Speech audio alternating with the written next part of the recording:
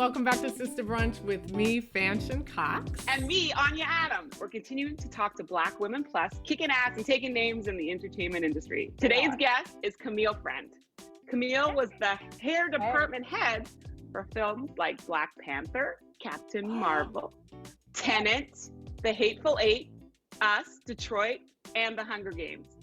She's also the co-founder of Hairstylist, an organization that provides hands-on workshops and seminars for aspiring professional hairstylists.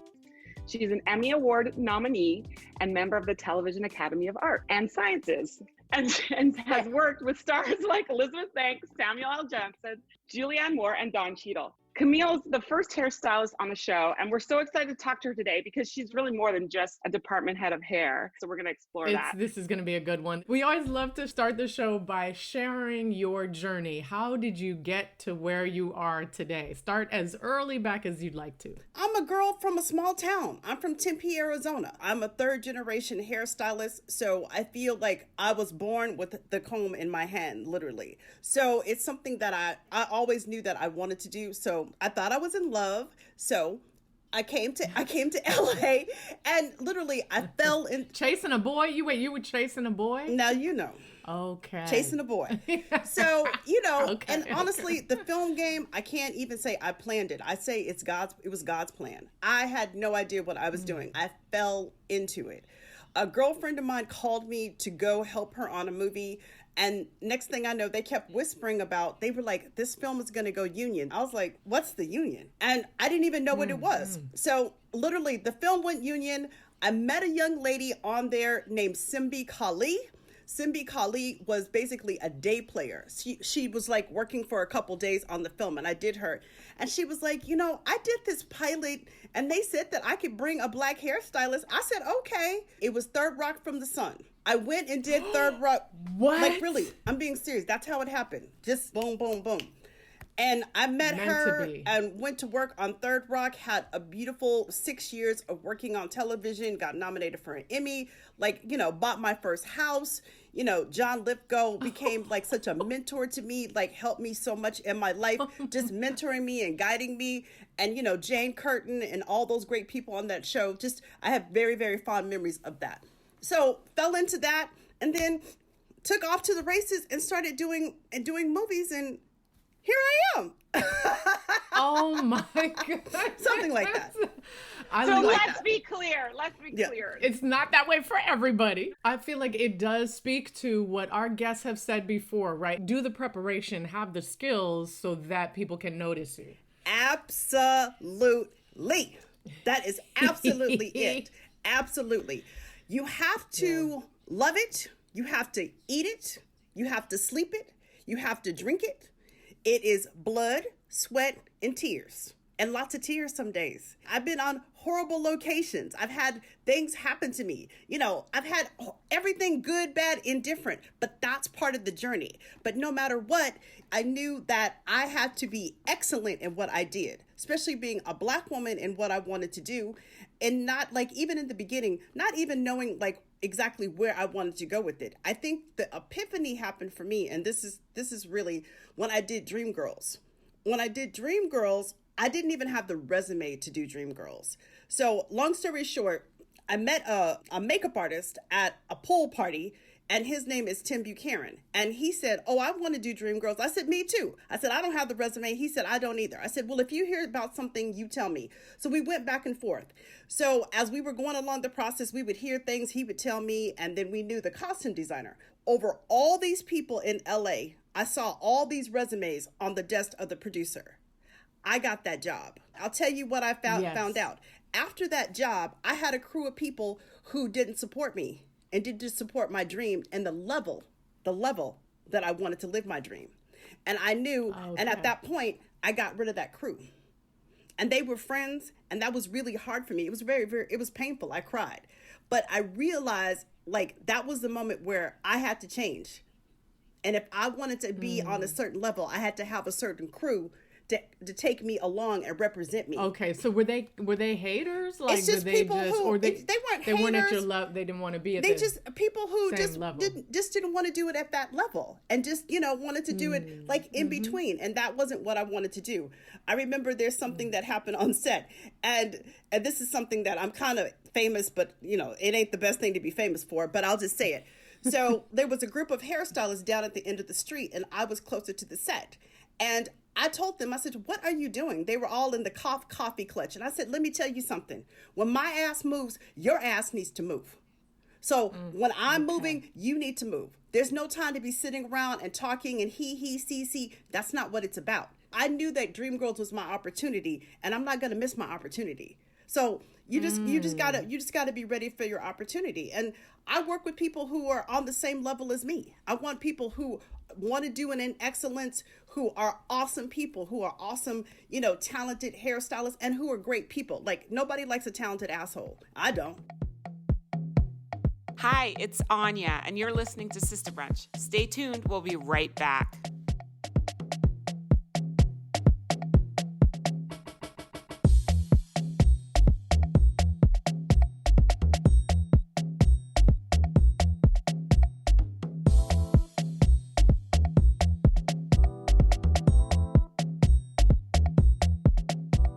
We're back to our conversation with hairstylist and Hair Scholars co-founder Camille Friend. Let me just underscore this because I feel like we kind of went over it, but Camille, you did not have the credentials to be the department head hair for Dreamgirls. Let's all think back to Dreamgirls. That is a period piece, all Black women, various different styles that you had to manage, and then never mind the background. I mean, it's all of the hair of everyone. So right. How did you go in and get that job? Basically, one of the things that we did is not every week, but they were testing different girls. I have to tell you, during the Dreamgirls process, the most incredible, talented Black women from East Coast to West Coast came in and auditioned. So we would come in and we would do the auditions for them. So, and this is the crazy part too, I was doing The Pursuit of Happiness. So I was flying myself in, they weren't paying me. I was flying myself back and forth between LA and San Francisco because I wanted that job. So we were doing the auditions, and so we were working it. Me and Tim, we were working it. Like, talking to people, being there, getting the job done, and doing it for not a lot of money. But that's the thing. And I always tell people, don't focus on the money. Stop focusing on the money. The money will come. The money will really come. So, it's just being in that process and staying in the process. Just taking one foot in front of the other, being in the process. What I love is that you've taken all of your experience and, of course, even that quick trajectory that you had, but you know what you did in order to be ready, and you have created Hair Scholars to actually bring others along with you. So this is not just Camille being like, y'all need to do better, y'all need to do better. Camille has a school for folks to understand. So tell us about Hair Scholars. Hair Scholars is my baby. Like, it's really my love of love of love. Like, I love Hair Scholars. And the reason I love Hair Scholars is it allows me to not only share what I do and share my passion, it helps me literally take that hand of people and pull them up. And that's what we need. And, this is the thing, like, I meet so many people from so many different backgrounds. And they're like, well, they can't do this or they can't do that. I said, don't tell me what they can't do. I said, give me a week with you. Give me a week. We're going to work on everything from your hair skills to your behavior skills, what baggage you're bringing to work. It's like, leave that bag over there. We don't need that in the trailer. All of those things that sometimes people don't know or they don't learn, that's what I get to teach people. And from the mistakes that I did, like, I have to tell you, like, I used to be like a hardcore, like, sergeant. I'm still a sergeant. I'm a mini sergeant now.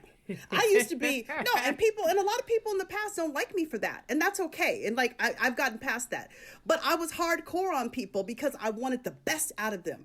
But I had to learn how to align myself and align my energy with the people who would see that. So in Hair Scholars, it's something that I get to do with people and get to really hone their skills and get them up to excellence. Where a lot of time, I'm just going to say, people of color, we don't get the opportunities to work on certain kind of movies and get exposed to what that kind of machine is. You're not going to get to be exposed on how to do visual effects. You're not going you're not going to get exposed to all the little components that happen. So, and I've been exposed to it. So I get to help you learn how to, how do you want to do this? Do you want to do that? And how to do it at that level. So I think that's what's most important with Hair Scholars. And truly, it's my baby. And we're like growing, like we're getting ready to do our mentorship. I'm very excited about that because the mentorship is something that's, it makes me choke up. I'm so excited about it because that's what's going to change the game. And like COVID's been hard.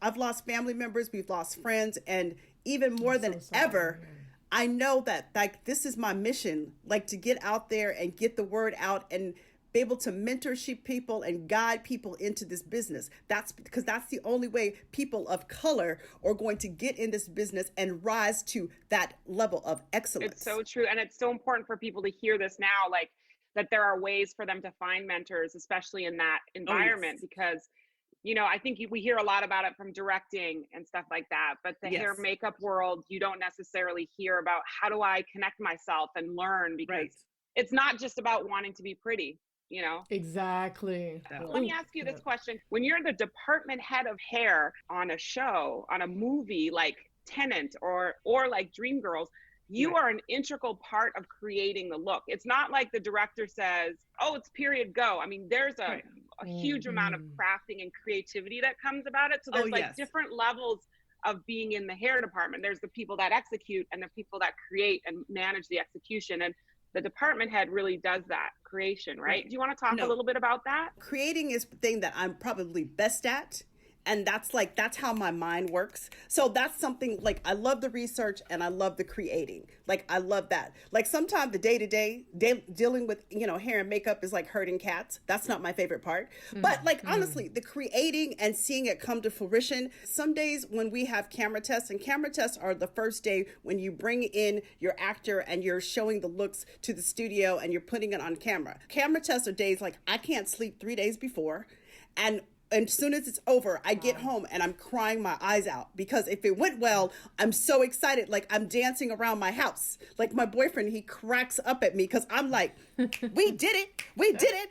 We're on. Like I'm so excited because the creative process is something that you're putting your signature on that movie that's going to live forever. That's what the exciting part is. And like when I design a movie, I do think about how is this going to stand up the test of time? Like, I don't want to look at my movie and you look at it. And sometimes I see my movies and I'm like, that ain't so good. I do. I mean, like, I'm the toughest critic on myself. But like when I watch Ray, like I was watching Ray and I called my girlfriend, Sharon Davis, who's the costume designer. She won an Emmy for Watchmen, one of my best friends. And I was like, and she was watching it too. I said, this Ray looks good. She goes, I know. I said, oh my God. And so to still know that movie stands the test of time, that's what we're building. We're building movies and we're building, you know, cinematic icons. So that's part of what you're building in when you're building characters and you're designing looks and developing, you know, a whole movie. That's what it's about. It's the big picture. This is Sister Brunch with Fanshen Cox and Anya Adams. Stay tuned for more of our conversation with head film and TV hairstylist Camille Friend.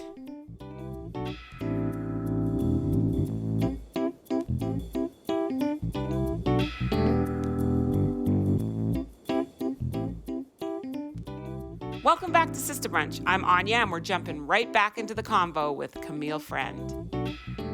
Could you take us through a day in the life of different people in the department? Okay, so let's start like in the morning. We get to the trailer. Usually we're greeted by a PA.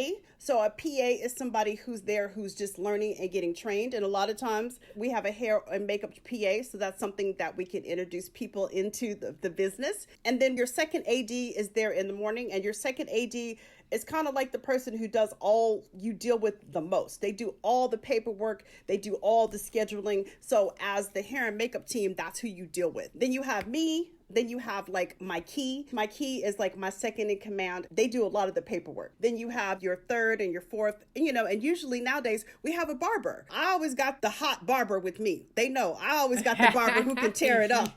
Which one. Oh no, I got a new one. Wait, y'all, Black Panther 2 starts in July. So don't worry. My new barber, y'all better get ready because he's bad. Anyway, so I can't wait. And so when you get to set, you're usually greeted again by another PA. You have all kind of different PAs, and the top of the PA chain is what you would call a set PA. So that's a person who's worked on set for a while and they run the set, and they're usually about to be an AD. So then you get on set and then you're talking to the first AD, the guy who's running the set. You have your the woman. The woman, yeah. Yes, the woman. You roll up at usually what time do you roll up in the morning? Oh, anywhere from 3:30. Yeah. What? Oh no, they start really early. When we were on Tenet, I didn't know we were on Tenet, just think we were on a boat at 3:15 in the morning, and I was like, why am I a 50-year-old Black woman on a boat in the middle of the night in the cold? But you're in the Amalfi Coast in Italy. Right. So you're not really complaining. You like,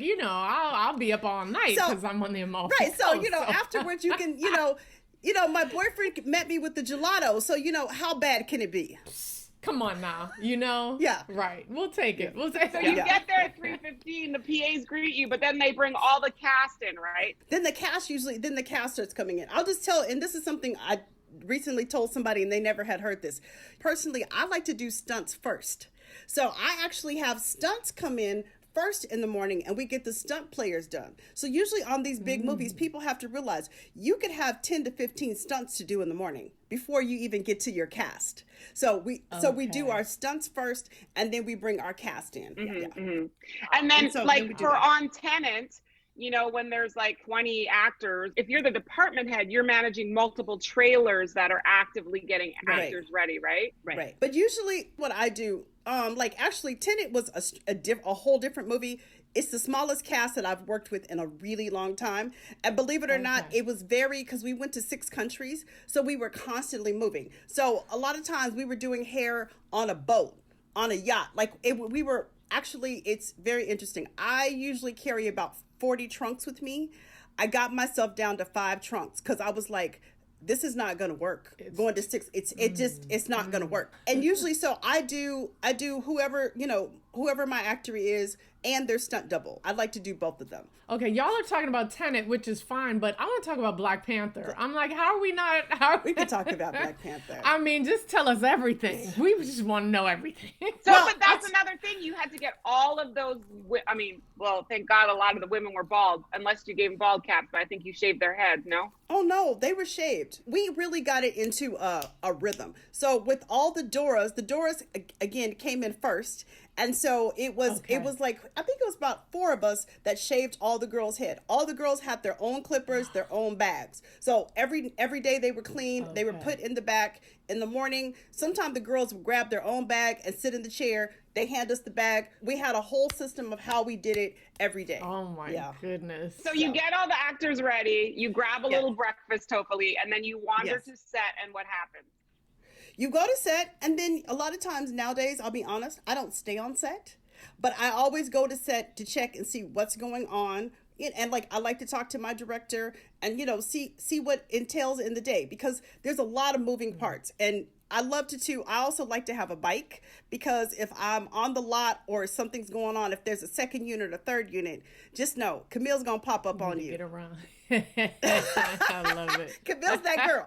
So I ride my bike around and I check on everything, because that's part of my function, is to check on everything. And then also then at the same time you could be having fittings. So usually what I'd like to do for fittings is we put them on a photo stream on the phone. So when they're doing fittings, they can send me pictures of what they're doing so I can yay and nay it right there. Hey, it's Fanshen, and you are listening to Sister Brunch. Stay tuned. We will be right back.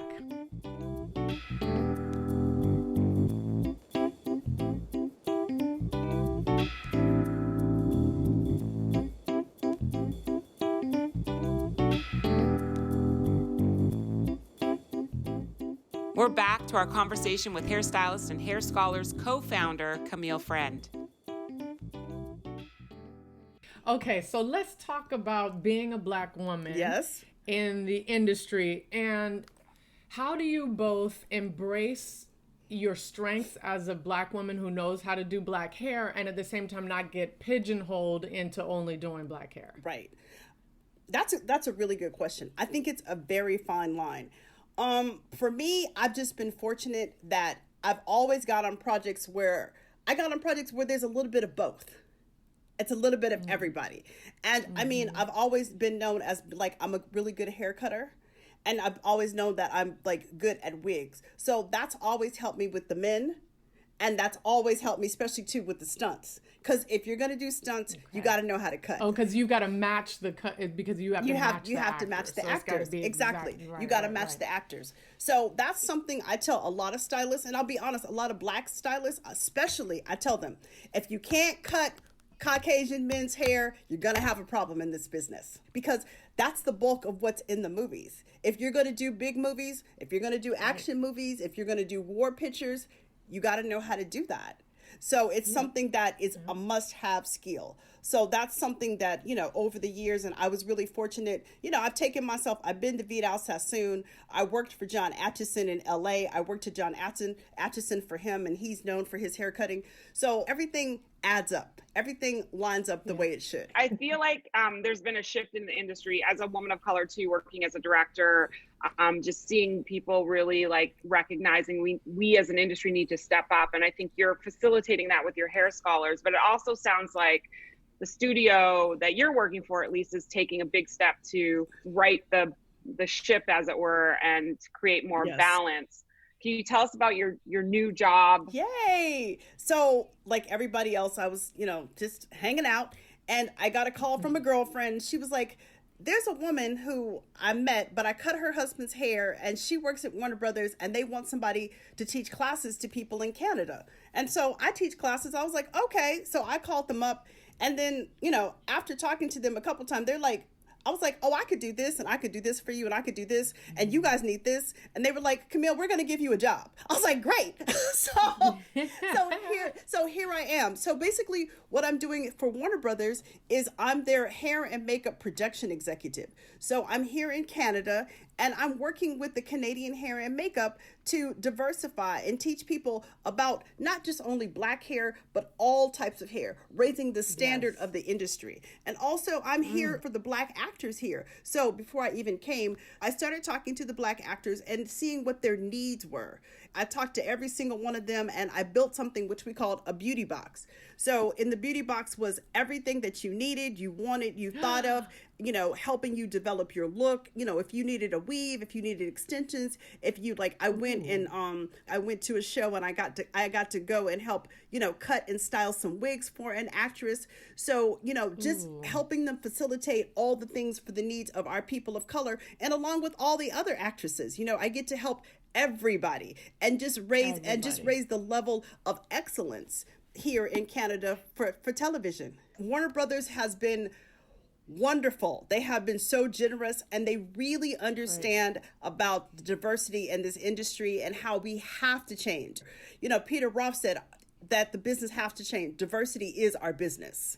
And shows are changing. There's so many shows that have so many different Black casts. So we have to have people who can do the hair and makeup. Absolutely, in this business, you have to, as a professional, be responsible for whoever sits in your chair. You should know how to do their hair and their skin, no matter what their color, creed, or ethnicity is. It is your job to know. I'm sure you've heard horror stories from Black actors coming through your chair of doing their own hair, or there is a real known behavior that a lot of especially Black female actresses do, where they're just like, I wake up earlier than my call time of 5:30 to do my hair to come to work because absolutely. And absolutely. I've heard horror stories. I've seen horror stories. It pains me. It makes me cry, because it doesn't have to be that way. And all I'm going to say is if you don't understand, and I say this to stylists, I say this to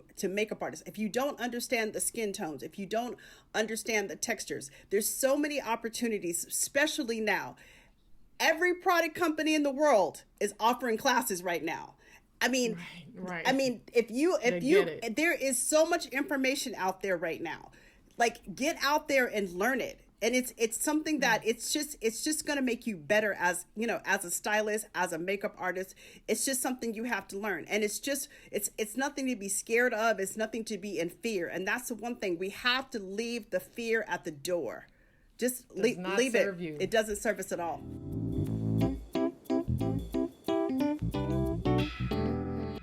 You came in through hair, and that's your thing, but how does the makeup component play in now? You're kind of managing both of that with Warner Brothers. So how did that happen?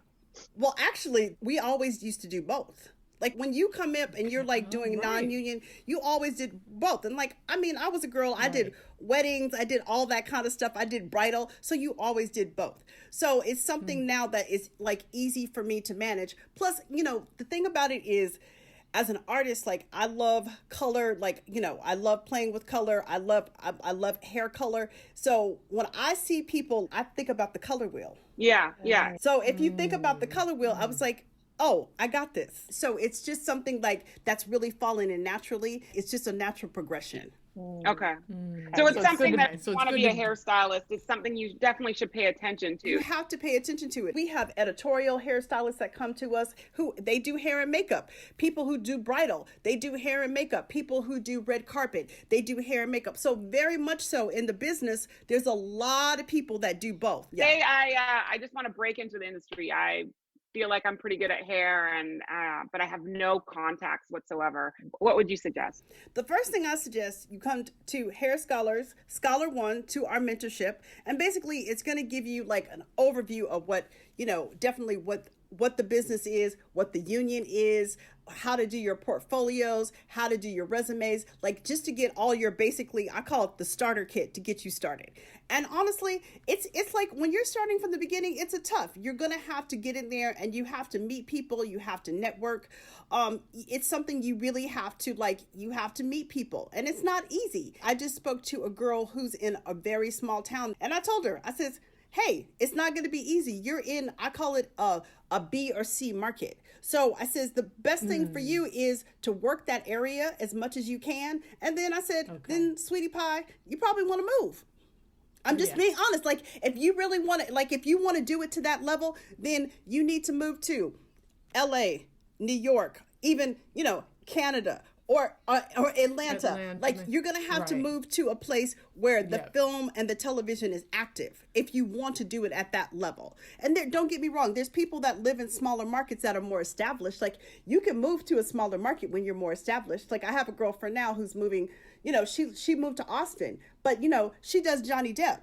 You know, and she like, like that's different. She can do that. But when you're establishing yourself, you got to be in a market that's active, where you're meeting people and you can go places and you can pick up jobs and you can meet other hairstylists who are moving in that same energy and that flow as you. You did talk about the fact that, like, and I think this is really important because you, as a makeup and hair department, when you guys are working together, you're in this small little trailer for hours on end. Y'all have to be on the same energy level. So there's the network is important because you want to be able to find your team, your family that you kind of talked about earlier. Right. And that might change as you grow as well. But no, and it does. It does. But as you're starting out, if you're non-union, start hanging out with girls who do non-union, because they're going to know the jobs. They're going to know the jobs and help. You guys can all help each other. Like, I always tell those girls, hang out together.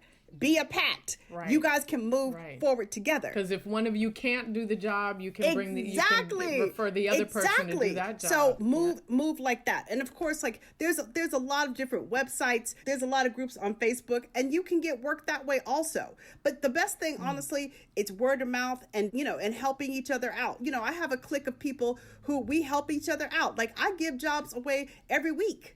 I give jobs away every single week. I give jobs to people. So, you know, because I can't do every job. I can't. Back to what you said in the very beginning, don't be an asshole. Exactly. You could that, and I hate to say that it is an important reminder, but it is like that. You know, you have to have the skills, but also you got to be someone that is enjoyable to work with. Yes. And, you know, that's just the truth, especially at 3 a.m, even on the Amalfi Coast with gelato.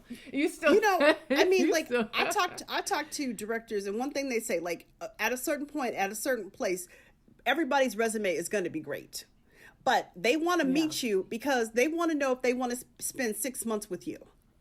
Like, what is Exactly. your Right, personality? right. Who are you? Because the resumes are all at a certain level. Yes, you're working with great people. Right. You know, like I'm working right now. Also, I'm doing consulting. I'm working on Little Mermaid. I designed the look for Little Mermaid also. So yes, so that's just something I'll throw out there too, ladies. So in doing that, like it's such a great group of people. Like the people are so awesome on that job because you're working with the A team. Yeah. So right, you're working right. people who are just so creative and so beautiful and so kind. It's just like, I said, this is the dream job, you know, because you just get to work on that level. And Rob Marshall, as a director, you can't work with somebody who is nicer, professional, and just a lovely human being. And who is a master of his craft. I love working with people who are masters of their craft. How can we support every amazing thing that you're doing? Well, again, hairstylist.com. And like I said, we're getting ready to launch our mentorship programs, which I'm so excited about. We have 4 mentorship programs that we're doing. So we have like a basic mentorship program for people who want to know, what is this business? So we're going to teach you what it is, how, what, why. Then we have for the veterans, like you want to be a Camille Friend. I'm going to let you know what it takes to be a Camille Friend. And then we're doing a department head class and a key class. So, you know, in this business, people don't teach you how to be a department head. So breaking down what it takes to be a department head. But to be a good department head, you need to be a good key. One thing I learned, I was key for many great people, for Emmy winning stylists. So that's what really got me to where I was. So breaking down how to be a good key and those components, along with all my lace front wig classes and natural texture classes and period classes and like all my other classes. But that's the thing that we're really focusing on now. So hairscholars.com. And also, you know, we're on Instagram, Camille Friend, and Hair Scholars on Instagram and Facebook. You know, we're all there. Well, thank you so much for coming on. Thank you. This has been incredible. Yes, you're such an inspiration, and it's so amazing to know that a woman of color has been on all of these shows and is really like endeavoring to lift up all of these people to her heights. It's just like, I'm so excited for it because I feel like you are changing, you know, our environment, our world here. Well, we 100%. We have to change. We can't keep going the way we are. You're not going to be able to change everybody, but it's the people that I can change. That's the people that I have to focus on. And the people I can't change, they're like to me in the rearview mirror. Like, see you later. I'm looking ahead, and that's all I can do. Yeah. Words of wisdom. So many words of wisdom. That's all. But that's all we can do. I know, it's too perfect. That's all we can do. Yes.